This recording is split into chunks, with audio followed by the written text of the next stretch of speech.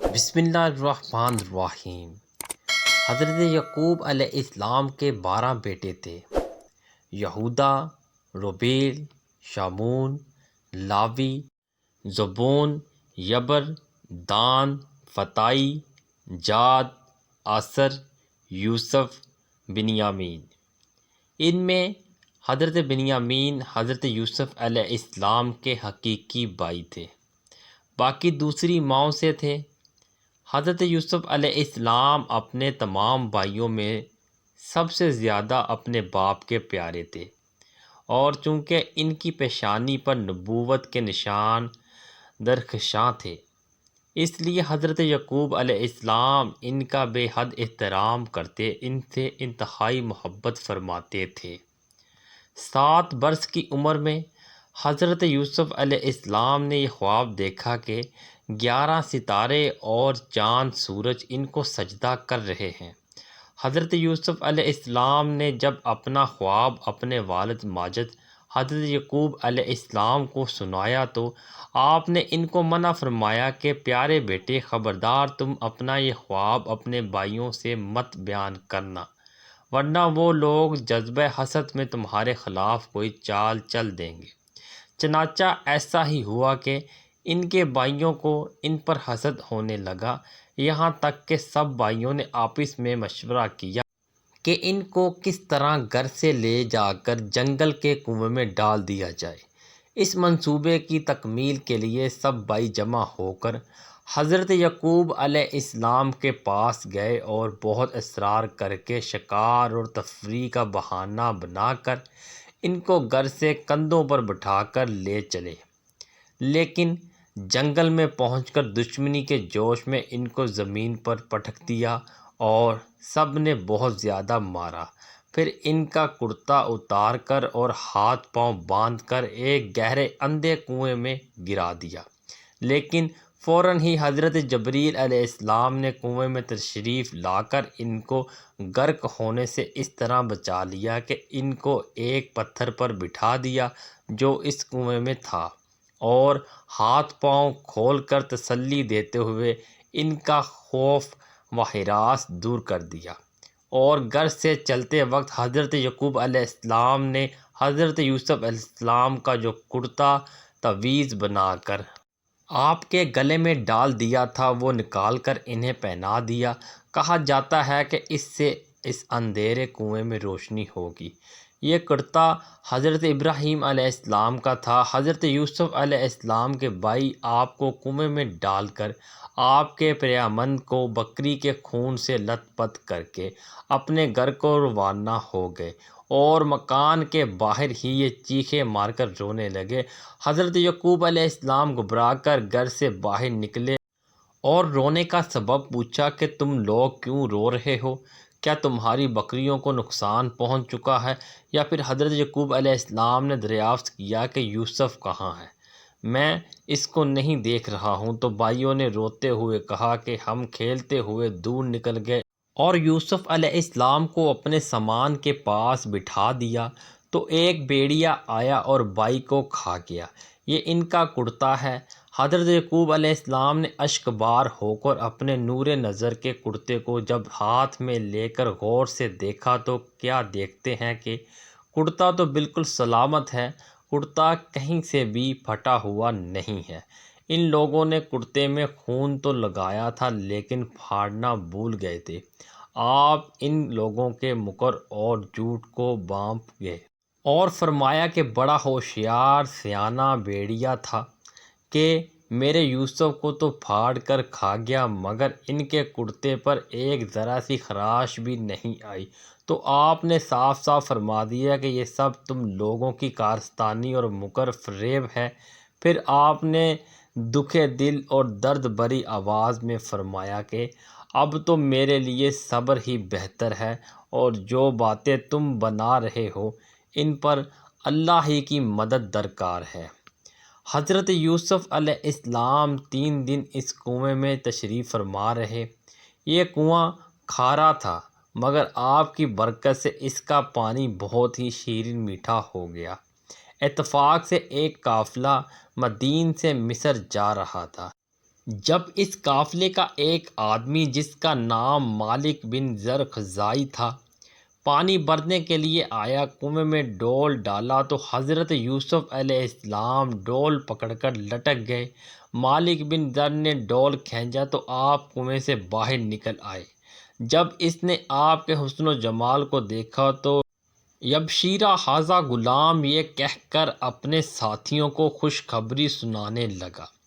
حضرت یوسف علیہ السلام کے بھائی جو اس جنگل میں روزانہ بکریاں چرایا کرتے تھے، روزانہ کنویں میں جھانک جھانک کر دیکھا کرتے تھے کہ جب ان لوگوں نے آپ کو کنویں میں نہیں دیکھا تو تلاش کرتے ہوئے قافلے کے پاس جا پہنچے اور آپ کو دیکھتے ہی کہنے لگے، یہ تو ہمارا بھاگا ہوا غلام ہے جو بالکل ہی نکارا اور نافرمان ہے۔ اگر تم اس کو خریدو تو بہت ہی سستا تمہیں فروخت کر دیں گے، مگر شرط یہ ہے کہ تم لوگ اس کو یہاں سے اتنی دور لے جا کر فروخت کرنا کہ یہاں تک اس کی خبر تک نہ پہنچے۔ حضرت یوسف علیہ السلام بھائیوں کے خوف سے خاموش کھڑے رہے اور ایک لفظ بھی نہ بولے۔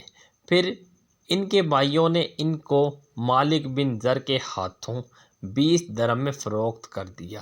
مالک بن زر نے ان کو خرید کر مصر کے بازار کا رخ کیا اور بازار میں ان کو فروخت کرنے کا اعلان کیا۔ ان دنوں مصر کا بادشاہ ریان بن ولید مملوک تھا اور اس نے اپنے وزیر اعظم قطفیر مصری کو مصر کی حکومت اور خزانے سونپ دیے تھے، اور مصر میں لوگ اس کو عزیز مصر کے خطاب سے پکارتے تھے۔ جب عزیز مصر کو معلوم ہوا کہ بازار مصر میں ایک بہت ہی خوبصورت غلام فروخت کے لیے لایا گیا ہے اور لوگ اس کی خریداری کے لیے بڑی بڑی رقمیں لے کر بازار میں جمع ہو گئے تو عزیز مصر نے حضرت یوسف علیہ السلام کے وزن کے برابر سونا اور اتنی ہی چاندی اور اتنا ہی مشک، اتنے ہی حریر قیمت دیکھ کر خرید لیا اور گھر لے جا کر اپنی بیوی زلیخا سے کہا کہ اس غلام کو نہایت ہی آزاد و کرام کے ساتھ رکھو۔ اس وقت آپ کی عمر 13 سے 17 برس تھی۔ زلیخا حضرت یوسف علیہ السلام کے حسن کے فریفتہ ہو گئی۔ ایک دن خوب بناؤ سنگار کر کے تمام دروازوں کو بند کر دیا اور حضرت یوسف علیہ السلام کو تنہائی میں لبانے لگی۔ آپ نے معاذ اللہ کہا کہ فرمایا کہ میں اپنے مالک عزیز مصر کے احسان کو فراموش کر کے ہرگز اس کے ساتھ کوئی خیانت نہیں کر سکتا۔ پھر جب خود زلیخا آپ کی طرف لپکی تو آپ بھاگ نکلے اور زلیخا نے دوڑ کر پیچھے سے آپ کا پیراہن پکڑ لیا جو پھٹ گیا اور آپ کے پیچھے زلیخا دوڑتی ہوئی صدر دروازے پر پہنچ گئی۔ اتفاق سے ٹھیک اسی حالت میں عزیز مصر مکان میں داخل ہوا اور دونوں کو دوڑتے ہوئے دیکھ لیا۔ اس وقت زلیخا نے مکاری کی اور فوراً بولی، اس غلام کی سزا یہ ہے کہ اس کو جیل خانہ بھیج دیا جائے یا اور کوئی دوسری سخت سزا دی جائے، کیونکہ اس نے تمہاری گھر والی کے ساتھ برائی کا ارادہ کیا تھا۔ حضرت یوسف علیہ السلام نے فرمایا، عزیز مصر یہ بالکل غلط بیانی کر رہی ہے، اس نے خود مجھے لبھایا، میں اس سے بچنے کے لیے بھاگا تو اس نے میرا پیچھا کیا۔ عزیز مصر دونوں کا بیان سن کر حیران رہ گیا اور بولا، اے یوسف میں کس طرح یقین کر لوں کہ تم سچے ہو؟ آپ نے فرمایا، گھر میں 4 مہینے کا ایک بچہ پالنے میں لیٹا ہوا ہے جو زلیخا کے ماموں کا لڑکا ہے، اس سے دریافت کر لیجئے کہ کیا واقعہ ہے۔ عزیز مصر نے کہا، بھلا 4 ماہ کا بچہ کیا جانے اور وہ کیسے بولے گا؟ آپ نے فرمایا، اللہ اس کو ضرور میری بے گناہی کی شہادت دینے کی قدرت عطا فرمائے گا، کیونکہ میں بے قصور ہوں۔ چنانچہ عزیز مصر نے جب اس بچے سے پوچھا تو اس بچے نے بآواز بلند فصیح زبان میں یہ کہا، اگر یوسف کی قمیص سامنے کی طرف سے پھٹی ہو تو عورت سچ کہتی ہے اور وہ جھوٹے ہیں، اور اگر ان کی قمیص پیچھے کی طرف سے پھٹی ہے تو عورت جھوٹ بولتی ہے اور یہ سچے ہیں۔ بچے کی زبان سے عزیز مصر نے یہ شہادت سن کر جو دیکھا تو ان کا کرتا پیچھے سے پھٹا ہوا تھا۔ تو اس وقت عزیز مصر نے حضرت یوسف علیہ السلام کی بے گناہی کا اعلان کرتے ہوئے کہا۔ پھر جب شوہر نے دیکھا کہ ان کی قمیض پیچھے سے پھٹی ہے تو اس نے کہا کہ یہ تم عورتوں کی مکاری ہے، واقعی تم عورتوں کی مکاری بڑی سخت ہے۔ یوسف تم اس بات کا خیال نہ کرو، اور اے عورت تو اپنے گناہ کی معافی مانگ، یقینی طور پر تو ہی خطا کار تھی۔ شہر کی معزز عورتوں میں اس واقعے کا چرچا ہونے لگا، کہنے لگے کہ عزیز مصر کی بیوی اپنے غلام کو ورگلانا چاہتی تھی۔ یہ کتنی حیرت انگیز بات ہے۔ جب زلیخا نے یہ بات سنی تو ان عورتوں کو دعوت بھیجی اور پھل وغیرہ ان کے سامنے رکھے اور ایک چھری پکڑا دی اور حضرت یوسف علیہ السلام سے کہا کہ ذرا ان کے سامنے آئیے۔ جب ان عورتوں نے حضرت یوسف علیہ السلام کو دیکھا تو حیرت کے مارے آنکھیں پھٹی کی پھٹی رہ گئی، پھل کاٹنے کی بجائے اپنے ہاتھ کاٹ لیے۔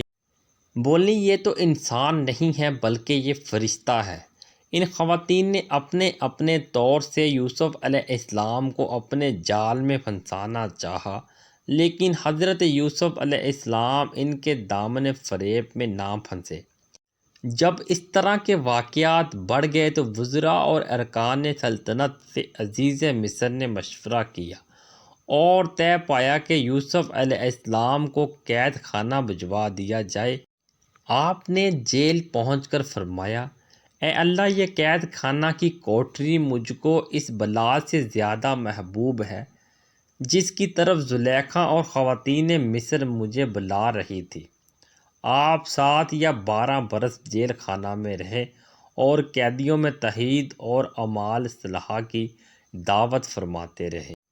تمام قیدی آپ کے حسن اخلاق اور آپ کے کردار کے گردیدہ ہو گئے۔